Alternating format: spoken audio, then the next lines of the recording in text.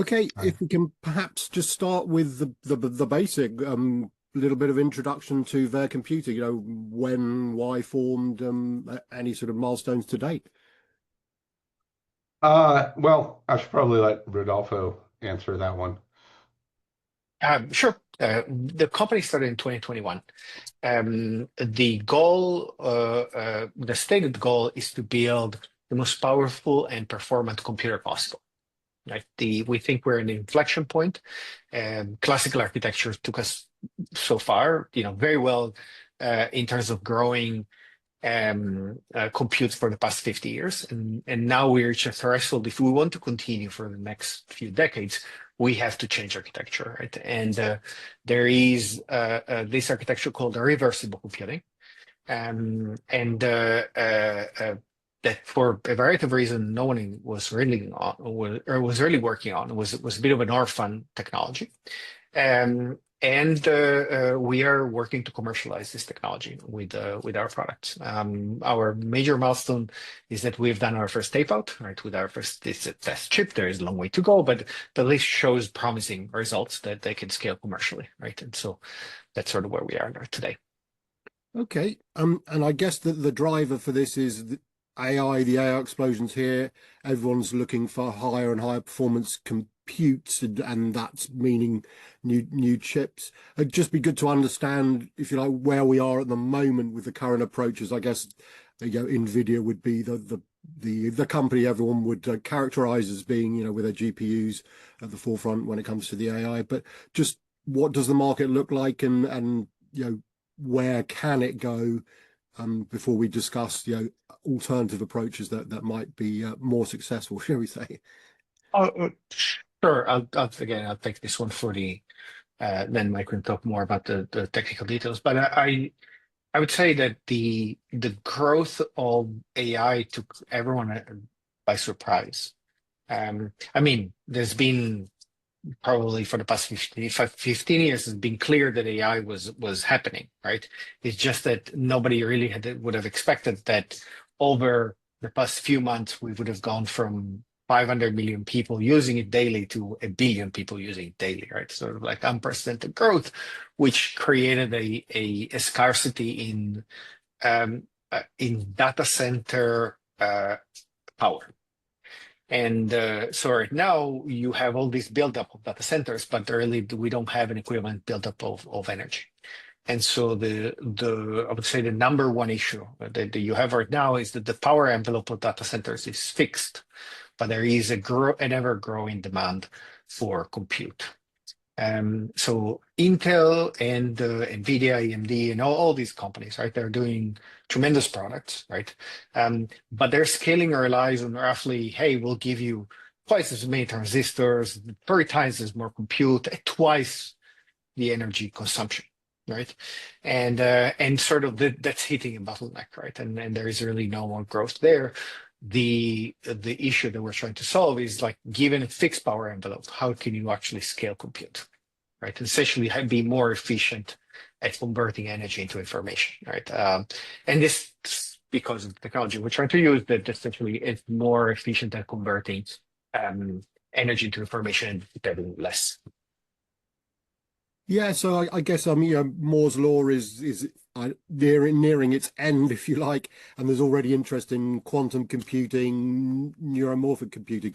So maybe what can they offer, and then we can arrive at the main point of the conversation, reversible. So yeah, just thoughts as to Yeah. quantum neuromorphic. What is their potential? Yeah. If you want, I can take this one, Rodolfo.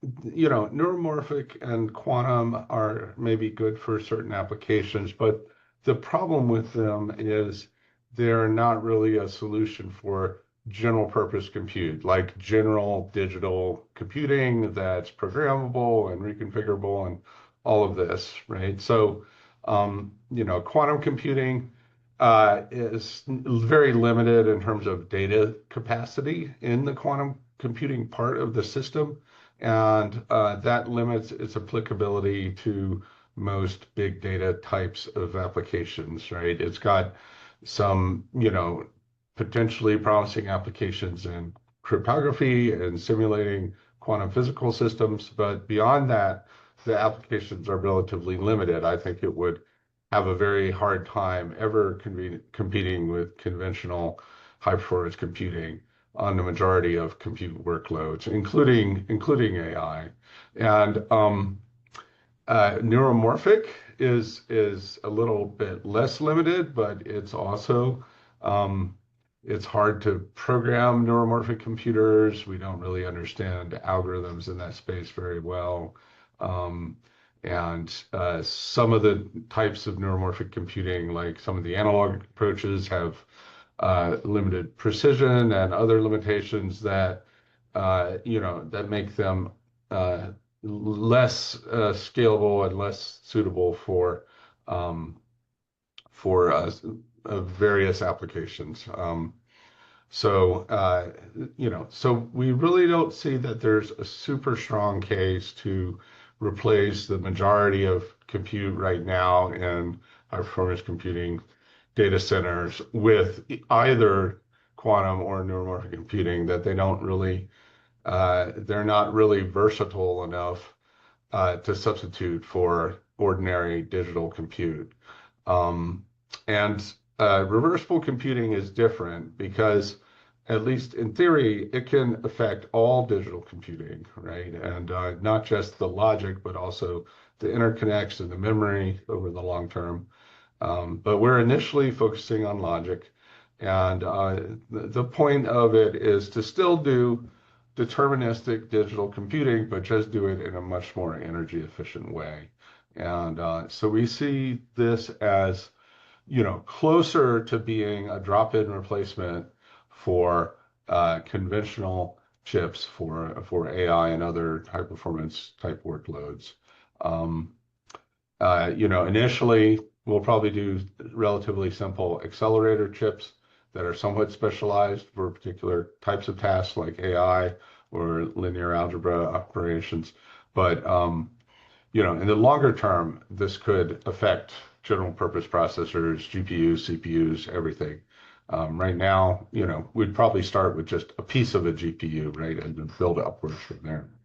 Um, Okay, can you tell us a little bit more about how the technology actually works compared to some of these others we've talked about?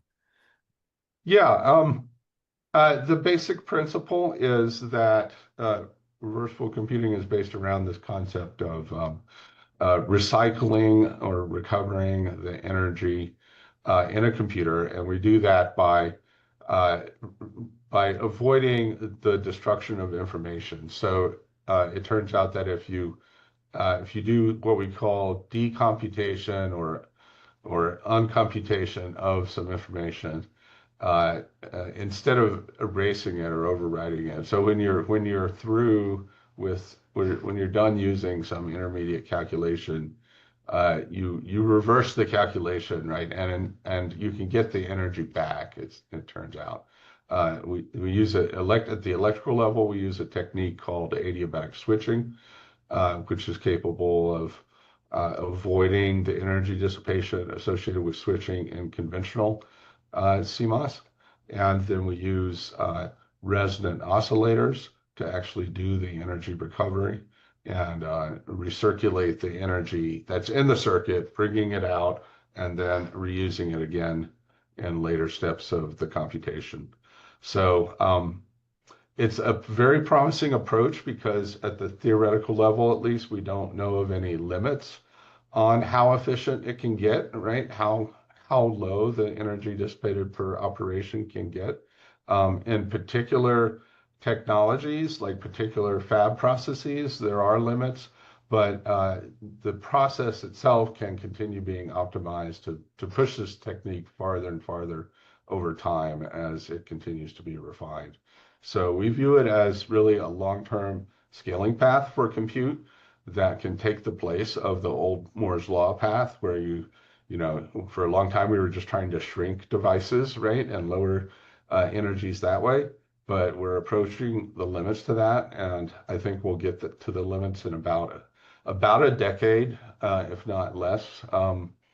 And at that point, we won't be able to increase the low-level energy efficiency of ordinary, uh, deterministic digital compute any further unless we start using these techniques, the energy recovery, adiabatic switching, and reversible computing in general. There's other potential ways you could implement reversible computing, such as with superconducting circuits, but that's probably farther out. So, we think the first impact will be with this approach we're using of adiabatic reversible CMOS in our R&D.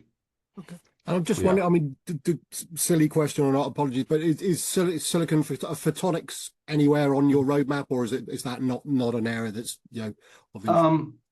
Well, there are some aspects of photonics that are reversible, but the problem with photonics is that it's not fully general either, or rather, it struggles to do general purpose compute in terms of nonlinear operations and all the things that you would need to really close the loop and complete a whole computation purely in the optical domain. So there may be special purpose applications of optical compute fabrics, but they also have limitations themselves, such as the size scale of those tends to be much larger. The optical waveguides are large compared to electronic circuits today, wires and electronic circuits, because photons are basically big. This is the same reason that it's hard to do lithography with visible light, is the reason why you can't send optical photons through nanoscale waveguides. That just the wavelengths are too big, right? And If I Yeah, if go I can ahead. add some color on this, right? I think so. Photonic, it's an issue of timelines, right? I think photonic is super interesting, right? If photonic as communications interconnect, right? It is the reality today. It's happening in the data center, but it's great, right? Photonic as computation, it's more longer term, right? And also we think that really you will cross the threshold, which is basically everything will have to be reversible, right? And then you could apply this technique in different architectures, right? And of course, we care about reversibility in classical deterministic CMOS because it's 99% of the market, right? But it could be others, right? And photonics, certainly reversible photonics one day might be a thing, right? To further complicate the matters, quantum computers are actually already reversible because quantum computers were born out of reversibility. But this is really just complicate things Yeah. because we're not doing anything related to quantum Yeah. computers. The other thing about quantum, I mean, they're reversible at the logical level inside the quantum computation, but the equipment that actually makes the quantum computer operate is actually very inefficient in energy terms. So, you're just trying to manipulate, say, the spin on a single a nucleus or electron, or or you're trying to manipulate the state of a tiny superconducting circuit. And you do that by blasting it with microwave signals from the outside environment and all of the equipment that generates those signals and routes them and processes the results and everything. It's all very lossy, okay? And then any energy you do dissipate down in these, millikelvin environments within dilution refrigerators, you have to get that energy out to the outside world. And there's a factor of like 1 billion times increase in the energy just to do the refrigeration. So you dissipate microwatts down in the lowest stage of the dilution fridge, and you have to dissipate kilowatts of power up at room temperature to operate all the refrigeration equipment. So in energy terms, it's absurdly inefficient. Okay, but uh, you know, it is reversible internally at the low level in the quantum bits. And I'm sorry about my cat here. I forgot to close the door. No, So no, no. yeah. And just in terms, I mean, in terms of the energy aspect, and I guess also therefore the reducing, if not eliminating, the need for cooling, I guess it'd be good to understand what's what's possible? How much energy would you be saving compared to sort of classical computing, and also on the, the cooling side? Because obviously everyone's going towards liquid cooling. I guess you're potentially eliminating the need for that. We're back to air Potentially. cooling again. I don't know. Yeah, just Yeah. explain. Yeah, I mean, one point is that no matter how much cooling is feasible, is deemed feasible within a data center environment, we can do more compute within that particular power envelope that's defined by the cooling system, right? So even if the cooling systems get better, we can still get an advantage. Of course, if you don't want to go to liquid cooling or force fluid through microchannels or full immersion cooling or all of these exotic things, then potentially you could avoid that with our techniques and still get good performance, competitive performance, right, by leveraging our advantages in terms of power efficiency. Um, Longer term, if we do eventually go towards the superconducting route, you might have a situation again where you need to start, flowing like liquid nitrogen through your data centers or something to cool all of the chips down to far enough for at least high temperature superconductors to operate. But that's a very long term thing, and it's not on our immediate roadmap at all. But but yeah, we believe we can help reduce the thermal load significantly for data centers and allow the like Rodolfo was saying, allow the compute capacity of the data center to be increased without increasing its overall power budget. So we see that as a big win. Instead of having to build a nuclear power plant next to your data center to increase its capacity with all the costs that involves, you just upgrade it to reversible chips, and that could be a lot cheaper, right? Even accounting for the R&D costs of developing this technology, right? Just one nuclear plant is very expensive. Yeah. So. And where, I mean, you mentioned the roadmap. So where are you now, and what's on the roadmap that you can share in terms of bringing this from where you are now to ultimately I guess production level of chips. But yeah, tell us more. Sure, I'll take this one. So in simple terms, we've released the results of our first tape out. We basically shows that we have a circuit that can roughly either for the same energy do twice as much compute or can cut the energy by half, right? This is a simple circuit without overheads, and so the going from there to actually a full chip, you introduce a lot of engineering efforts, right, and inefficiency. However, we think we can increase the performance of the chip itself. So we think that from a commercial product perspective, we'll end up with 30x gain. Again, apple to apples. Right? So roughly think of like compared to a leading product, either 3 times the tokens or a third of the energy, right? And sort of like data centers can decide sort of like how to combine the if they already have cooling, that they continue using their cooling and they get more computing power. In terms of the timeline, we are taking a product like this to market, but it involves partners, right? And so I think rather than giving you an exact timeline, simply because we're still in discussion with potential partners to do this, we see a window opening around 2028 at this point, where we could ship something to our partners, and our partners then can package it and get into the actual end users, right?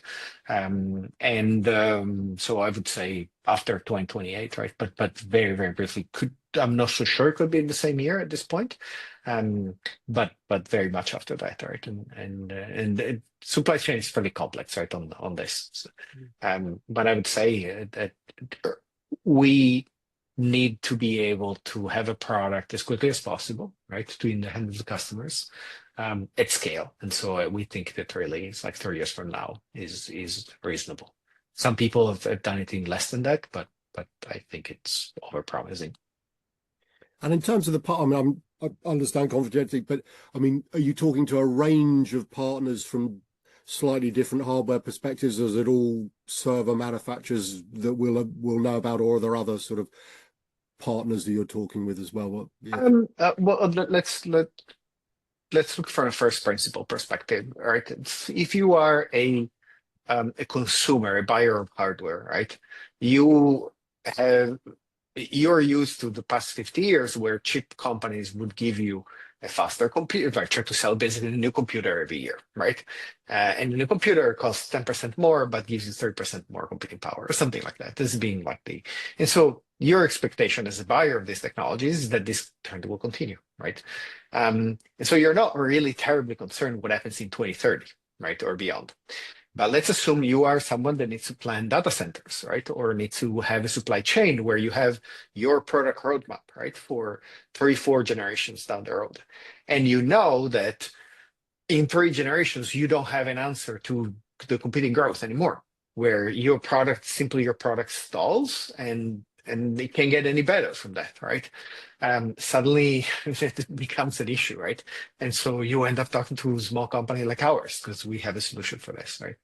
And so I would say our companies, rather than being the buyer necessarily of compute, right?